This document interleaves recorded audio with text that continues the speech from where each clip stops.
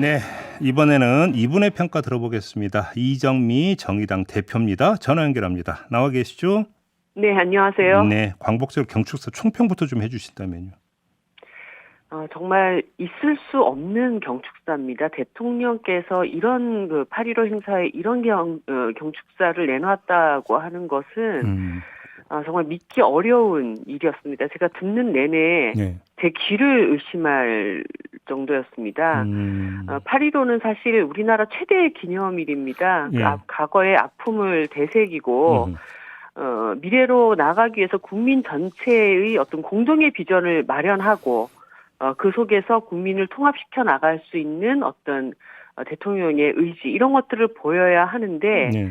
이 과거 망령들 다 불러내서 이 정부 반대하는 사람들 다 때려잡자는 식의 극단적인 분열 통치의 길을 가겠다는 어떤 선전포고 네. 저는 그렇게 들렸습니다. 지금 선전포고 말씀하셨으니까 그럼 이거부터 한번 여쭤볼게요. 그러니까 경축사 내용 중에 공산 전체주의를 맹종하며 조작선동으로 여론을 왜곡하고 사회를 교란하는 반국가 세력들이 여전히 활개치고 있다.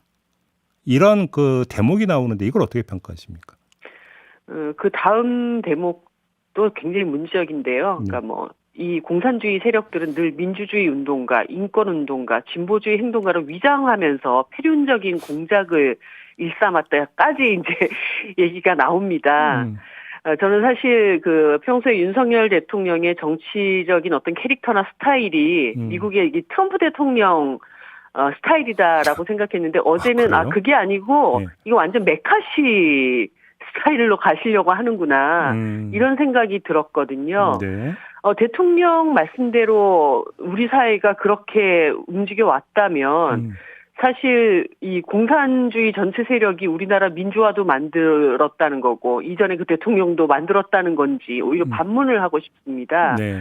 이 정말 정치적인 이력이 하나도 없었던 검찰 출신의 윤석열 대통령이 대통령까지 될 수 있었던 이유도 대한민국의 어떤 민주주의가 일정한 궤도에 올랐기 때문에 가능했던 일이거든요. 이거는 네. 스스로 자기 부정 언어이기도 합니다. 네. 그래요. 일본을 향해서는 공동이익을 추구하는 파트너라고 규정을 했거든요. 사실 이번에 처음 나온 규정은 아닌데 이건 어떻게 평가하십니까? 이미 이제 3.1절 기념사에서 네. 대통령께서 우리가 세계사의 변화에 제대로 준비를 못 해가지고 국권을 상실하고 고통받았던 과거가 있지 않았냐. 그거를 되돌아보자. 이걸로 이미 이 규정이 다 끝났다고 저는 보고 있습니다. 예. 물론 대한민국의 대다수의 국민들은 일본과의 협력 그리고 미래지향적인 관계 이런 것들로 나가야 된다고 다 생각을 합니다. 과거의 인식에만 사로잡혀가지고 반일 투쟁만 하자 이런 얘기하는 사람들은 없거든요. 예. 그런데 이 미래지향적인 한일 관계로 나가기 위해서는 우리가 남겨놓은 과거의 숙제를 제대로 해결을 해야 된다. 이 요구를 지금 국민들이 하고 있는 것입니다. 그리고 그 숙제를 풀어야 될 책무를 대통령에게 준 것입니다. 그런데 대통령이 자기 숙제는 하지 않고 그냥 일본의 어떤 의도대로 대한민국 주권국가의 수장으로서의 자기 책무를 전혀 이행하지 않은 상태에서 이런 얘기들만 반복을 하니까 사실 국민들이 속이 터지는 것이죠. 지금 일본 같은 경우 어제 여야를 막론하고 수십 명의 의원이 야스쿠니 참배를 했고요. 기시다 총리는 공물을 바쳤는데 일본 정치인들의 이런 모습이 파트너 국가의 그러니까 정치인 모습이라고 평가할 수 있는 건가요? 그러니까 일본은 전혀 이 과거사에 대한 제대로 된 어떤 반성이 없고 세계 사회의 일원으로서 네. 자기 국가의 어떤 모습을 제대로 보여주기 위한 노력이 전혀 없는데 네. 그냥 우리 대통령만 후한 점수를 계속 주시는 거예요. 그러니까 오히려 더 일본의 정치인들이 전혀 자기를 되돌아볼 어떤 계기점을 못 찾는 것 아니겠습니까? 그렇게 보시는 거고. 독립운동은 건국운동이다. 이제 어제 이런 언급이 있지 않았습니까? 그래서 조금 전에 이제 윤주경 의원께도 이제 이걸 어떻게 해석을 해야 될지 이제 질문을 드렸더니 윤주경 의원은 재건으로 해석을 해야 된다. 이런 말씀을 주시는데 의원님, 그러니까 대표님은 어떻게 해석하셨습니까? 일단 제가 좀 더 드리고 싶은 말씀이 독립운동이 자유민주국가를 만들게 하는 건국운동이었다. 이렇게 이제 얘기를 하셨는데 네. 최근에 네. 제가 이 윤석열 대통령의 통치 행위를 보면서 그렇게 자유를 막 수십 번씩 강조를 하지만 이 자유의 기본 개념 자체를 일단 이해를 못 하신다는 얘기를 먼저 지적을 하고 싶습니다. 네. 자유민주국가의 아주 핵심은 사상, 언론, 집회, 결사 이런 자유들이 이런 기본권이 보장되는 사회입니다. 그런데 최근에 이동관 방통위원장 임명을 둘러싸고 한마디로 언론의 자유 이것들을 완전히 정권이 이제 짓누르겠다, 비틀겠다 이런 의지를 지금 확고히 보여주고 있지 않습니까? 그런데 예. 말은 맨날 자유를 얘기하면서 실질적인 통치 행위는 반자유, 민주국가적인 어떤 통치 행위를 일삼고 있는 것에 대해서 대통령께서 좀 이번에 제대로 이 임명 과정에 대해서 좀 다시 생각을 해봐야 된다. 예. 이 얘기를 먼저 드리고 싶고요. 예. 그리고 이 자유민주국가는 일제로부터 독립운동으로 자유를 찾는 것도 있지만 또 민주화운동 과정을 통해서 군부와 독재 정권으로부터 자유를 찾아왔던 또 하나의 다리가 있습니다. 예. 이것을 종합적으로 이해하지 못한 채 민주화운동 자체를 이렇게 부정하면서 자유민주국가를 얘기한다라고 하는 건 이 국가 간의 심각한 문제의식이 있다라는 것을 좀 먼저 짚고 싶습니다. 그래요. 그러면 좀 그 평가 말고 대표님이 보시기에 어제 경축사에 반드시 들어갔어야 되는 내용은 이런 것이다. 좀 이런 말씀을 주신다면 어떤 걸까요? 앞으로의 미래지향적인 비전에 대해서는 대통령의 의지가 매우 중요하기 때문에 네. 그런 내용 자체가 일단 빠져 있는 것이 이제 문제라고 보여지고요. 또 하나는 8.15 기념일에 맞는 가장 핵심적인 메시지는 국민 통합과 화합의 메시지입니다. 왜냐하면 일제강점기 36년 동안 정말 소수의 친일 세력을 빼고는 돈 있는 사람이나 돈이 없는 사람이나 어느 지역에 있는 사람이나 어떤 직업을 가진 사람이나 네.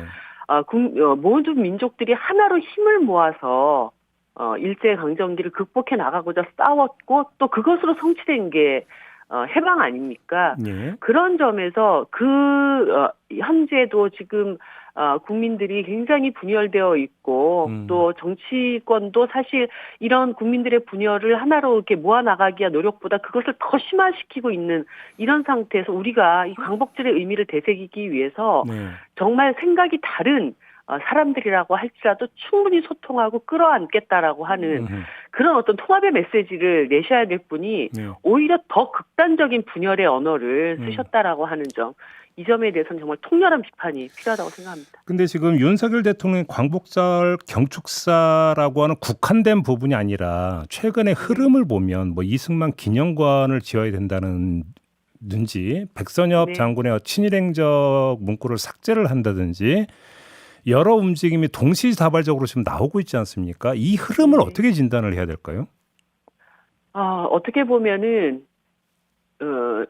내 편 될 사람만 확실하게 챙기겠다.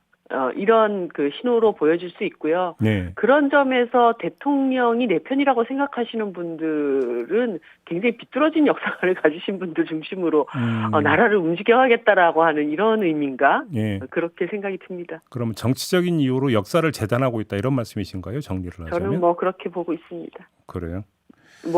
그 대통령의 인식 근저에 아주 깊숙이 잘못된 어떤 그 역사관이 있으실 수도 있고 네. 또 저는 정말 그러지는 않기를 바라지만 네. 또 한편에서는 지금의 어떤 정치 구도 하에서 지금은 전체적인 그 통합의 정치로 국민 전체를 아우르는 것보다 내 편만 확실하게 챙기고 나머지는 다 갈라치게 하는 것이 정치적으로 유리하다고 생각하실 수도 있고 여러 측면에서 그렇게 보시는 거고요. 그 오늘 아침에 나온 보도를 보면 행안부 산하 일제 강제동원 피해자 지원 재단이 강제동원 피해자 전원에게 국가 예산으로 위로금을 지급하는 내용의 특별법을 추진한다 이런 보도가 네. 있었는데요.